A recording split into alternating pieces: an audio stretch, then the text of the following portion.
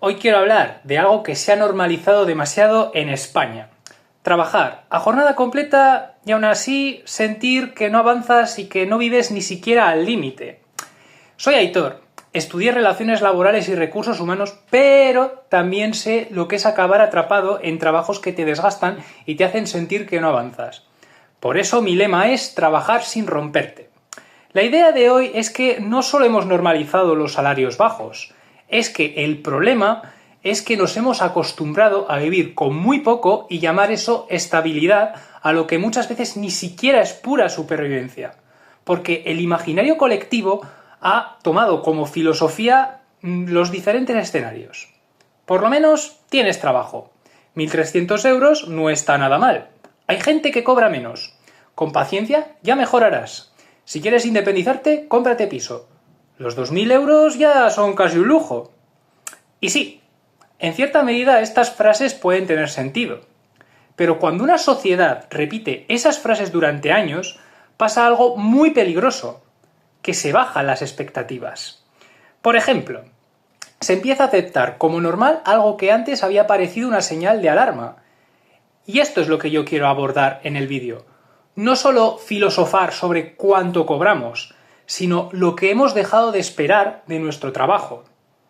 Así que el primer punto es que el problema no es solo el salario, es lo que el salario me permite hacer. Porque imagina que hayas tenido algún tipo de conversación. A nivel salarial, ¿no te has dado cuenta de que siempre hablamos entre 1.000 y 2.000 euros? Pero lo importante es, ¿qué vida puedes construir con ese salario que comprende los 1.000 y los 2.000 euros?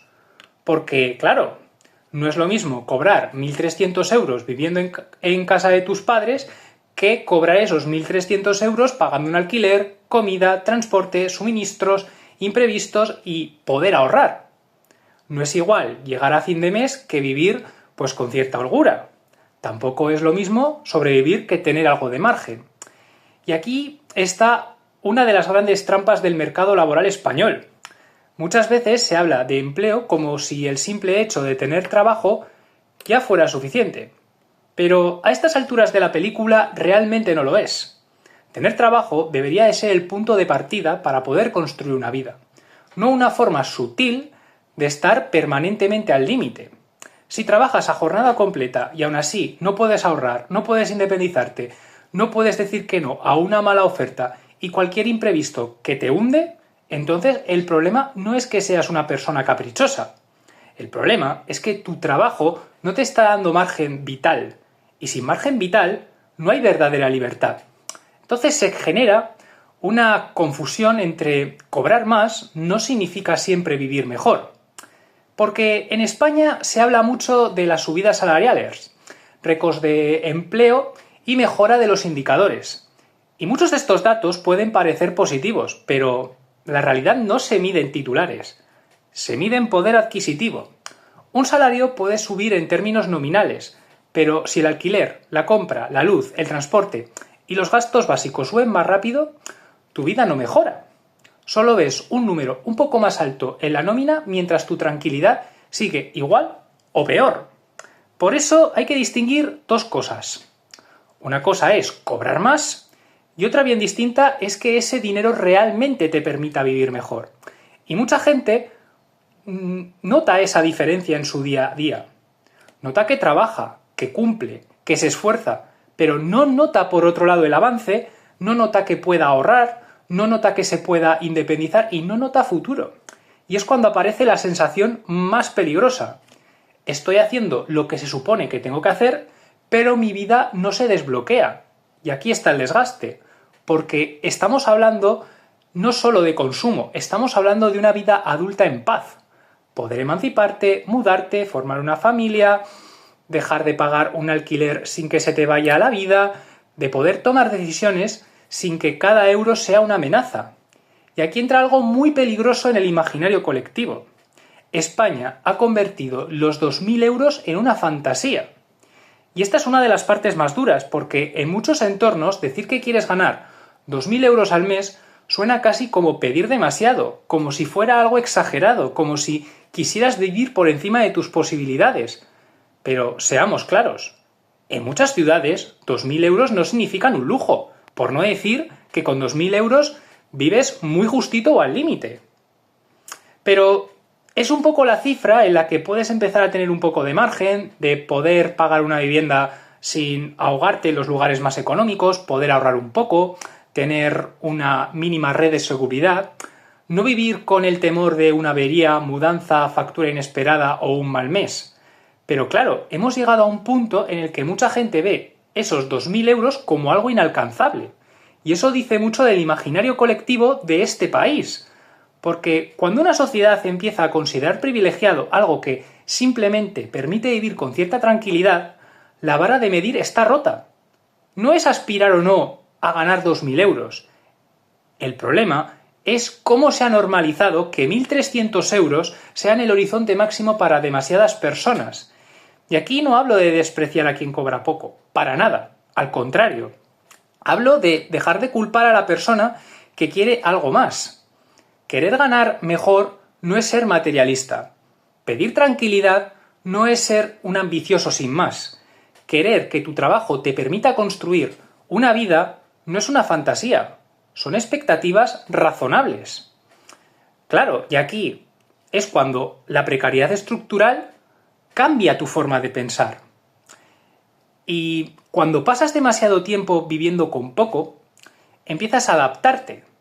Reduces tus deseos, pides menos, piensas que ya no puedes aspirar a más, a justificar trabajos que te desgastan porque al menos pagan algo, llamar estabilidad a no caerte del todo, y eso a largo plazo es peligroso, porque una cosa es tener una mala racha, que la puede tener cualquiera, y yo ahora mismo estoy en una de ellas, pero otra cosa es convertir esa mala racha en una identidad, y ahí aparece lo que yo denomino la mentalidad de escasez laboral.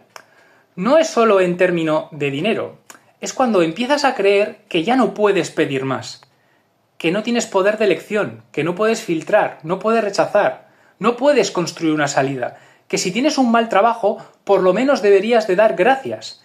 Y esa mentalidad es exactamente lo que mantiene a muchas personas atrapadas, porque cuando bajas demasiado el listón, cualquier migaja empieza a parecer una oportunidad gourmet. Y no todos los trabajos son una oportunidad real de manera sostenible. Algunos solo te permiten seguir sobreviviendo mientras te quitan la energía para poder salir. Y aquí es cuando emanciparse se ha convertido en una prueba económica extrema. Sí que es verdad que la emancipación pues siempre ha tenido su complejidad, y es normal. Pero para hoy, mucha gente se ha convertido en una operación prácticamente imposible, y si tienes menos de 30 años, ni hablemos. Y esto no se explica diciendo que los jóvenes son cómodos, que no quieren esforzarse o que se hayan vuelto unos blandos.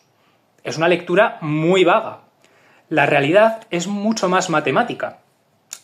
Si tenemos un alquiler que se come una parte enorme del salario, los sueldos de entrada son bajos, ahorrar cuesta más y encadenar trabajos precarios no permite generar un colchón, la emancipación se complica y se rechaza.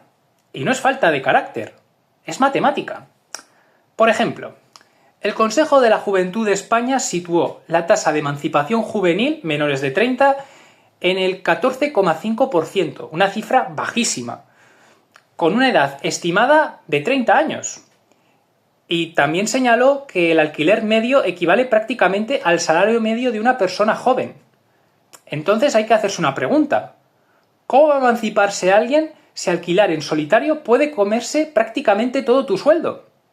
Por eso hay tanta gente trabajando y aún así atrapada en casa de sus padres, en pisos compartidos o en situaciones que no eligió. Y no es inmadurez ni falta de ganas. Es una estructura económica que se ha convertido en que la independencia se vea como un lujo en vez de como algo normal. Y claro, aquí mucha gente confunde la supervivencia con estabilidad. Y esto es importante, porque sobrevivir no es tener estabilidad propiamente dicha. El llegar justo a fin de mes, el no tener una deuda puntual, poder pagar lo básico pero no ahorrar nada, vivir con miedo a cualquier imprevisto, y sin embargo hemos empezado a llamar estable a cualquier situación en la que no nos hundimos del todo. Ese es el problema psicológico. que la base ha bajado. Antes la pregunta era, ¿este trabajo me permite construir una vida?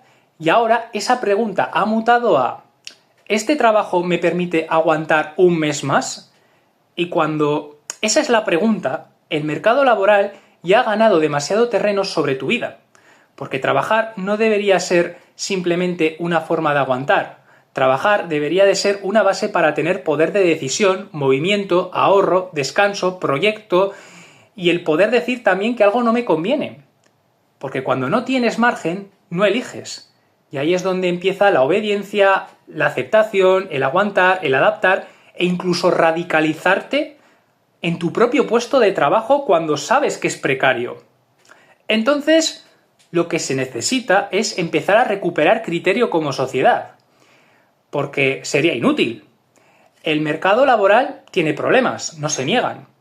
Los salarios son bajos para muchos, la vivienda pesa, la emancipación se dificulta y retrasa.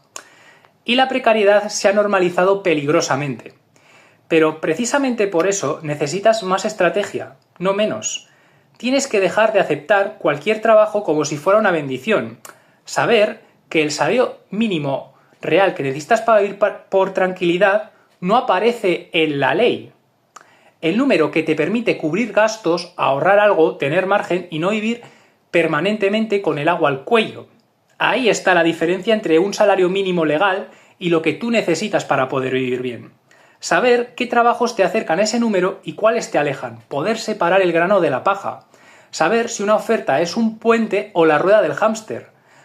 Si eso te permite poder aspirar a una vida mejor o volver al más de lo mismo. Entonces, lo que necesitas es empezar a mirar tu trayectoria con más frialdad y criterio. Ver qué puedes hacer, lo que puedes vender, los sectores a los que puedes aspirar, los que también debes evitar, las habilidades que necesitas, la narrativa que estás contando, el margen que tienes, etc. Además también, pues ver un poco entre un mes, 2 meses, 3 meses, cómo puedes dejar de moverte desde el pánico. Porque salir de la precariedad no empieza con una frase motivacional, empieza haciéndose una pregunta. ¿Qué estoy aceptando como normal que en realidad me está dejando sin vida?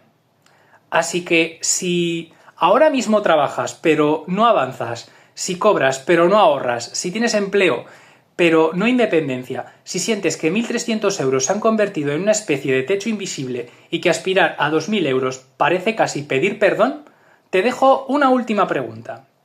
¿Estás viviendo de tu trabajo o solo estás sobreviviendo gracias a él y ni eso? No es lo mismo. Y si la pregunta te incomoda, quizá no es porque esté mal planteada.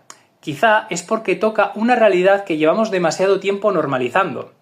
Si estás en un empleo precario, desempleado o intentando construir una salida laboral más sana, puedes agendar una llamada conmigo en el enlace de la descripción. No prometo milagros, ni empleos mágicos, tampoco te voy a vender humo, pero puedo ayudarte a ordenar tu situación, entender tu mínimo vital real, detectar qué trabajos te acercan a una vida más estable y construir una estrategia para trabajar sin romperte, porque el objetivo no es ganar más, ni vivir al límite, es trabajar para vivir. Like y suscríbete.